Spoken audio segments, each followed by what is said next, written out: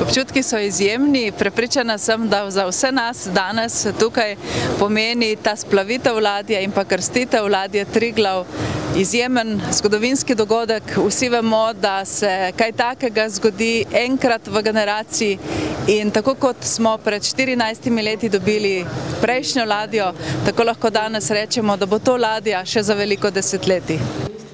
Ladja bo nosila ime Triglav in tako kot je že gospa gubernatorka rekla, Triglav pri nas pomeni ime najvišje gore, pomeni tudi ime slovanskega boga in za Slovensko vojsko pomeni tudi simbol svobode, neodvisnosti, suverenosti in ljubezni do domovine. Republika Slovenija je pomorska država in mora za svoje morje tudi skrbeti in ga varovati.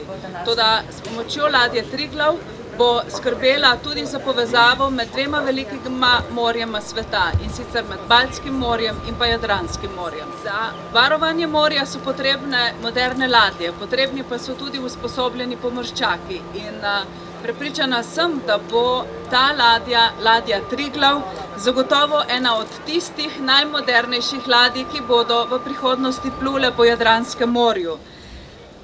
Ladja Triglav bo namenjena ne samo za vojaško obrambo, ampak tudi za varstvo pred naravnimi in civilizacijskimi nesrečami, pomembna pa bo tudi za izobraževanje mladih pomorščakov. Ladja Triglav bo tudi prva ruska ladja tipa Svetljak v floti Evropske unije in Zveze NATO.